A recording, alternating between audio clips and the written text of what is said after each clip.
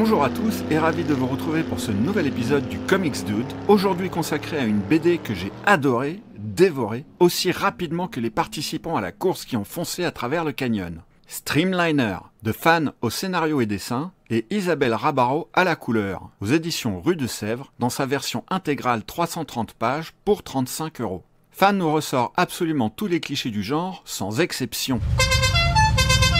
Mâle alpha, bourré de testostérone, fille rebelle roqueuse libérée aux allures de pin-up, motard des soutifs et short coupé ras la moule, excusez l'expression, j'essaie de rester fidèle au récit. Toutes les références obligées sur le genre ont été condensées, anti-héros à la James Dean, cinéma des années 50, road movies, même un poil de film de guerre et de la course automobile extrême dans le désert, accompagné d'un soin particulier apporté à la mécanique. À l'entendre comme ça, vous pourriez croire que c'est juste une collection de clichés et stéréotypes poussés aux extrêmes, ambiancés vintage et Burning Man. Eh bien c'est exactement ça, et tout le tour de force de cette BD est là. Ce n'est ni plus ni moins ce que l'on attend à la lecture et c'est de la bombe. Attachez vos ceintures, et pour les plus sensibles, n'oubliez pas vos petits sacs vomito, vous risquez d'en avoir besoin sur la fin.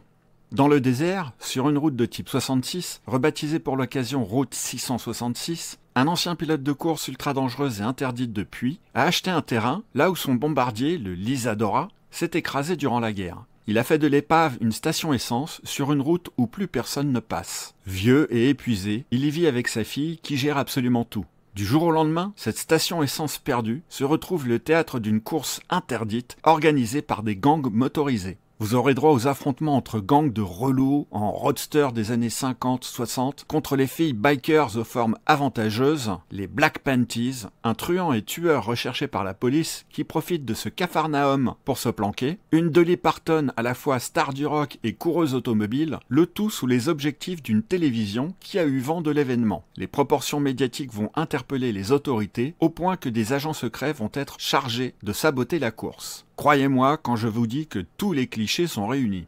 Bien qu'assez classique dans son traitement, le graphisme reste dynamique. Les tons ocre sépia de la colorisation d'Isabelle Rabaro retranscrivent le côté poussiéreux du désert, presque étouffant, qui vous pique les yeux et racle la gorge.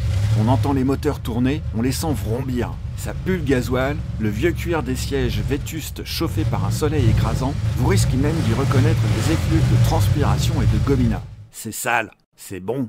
Bien que la course ne soit vraiment que le climax en fin de récit, l'histoire est palpitante et on n'a pas le temps de s'ennuyer, il n'y a pas de temps mort. C'est un hommage à une époque, à un mode de vie, une lettre d'amour à l'esprit rebelle et la belle mécanique. Un petit bijou, un tour de force. Une pépite sur laquelle je suis tombé parfaitement par hasard grâce à son emplacement judicieux dans ma librairie préférée. Le fait que ce soit une version intégrale a énormément joué dans mon choix et aussi que je n'avais pas forcément trouvé toutes les BD que j'étais venu acheter. Quand j'ai un budget, ma devise, toujours claquer plus, mais jamais moins que ce que j'ai prévu. Sinon, comment je fais moi pour vous fournir du contenu de qualité ? C'est pour cela que j'ai besoin que vous vous abonniez, que vous likiez mes vidéos. Il me faut une bonne excuse. Alors n'hésitez pas, surtout si vous aimez mon contenu. De toute façon, rassurez-vous, ma femme ne vous trouvera pas. Pas tous, en tout cas. Et plus vous serez nombreux sur ma chaîne, plus les chances que ma femme vous retrouve diminueront. C'est mathématique. Vous faites ça pour moi, mais vous faites ça pour vous également. D'avance, merci pour votre fidélité. J'espère vous avoir donné l'envie de prendre le temps de lire Streamliner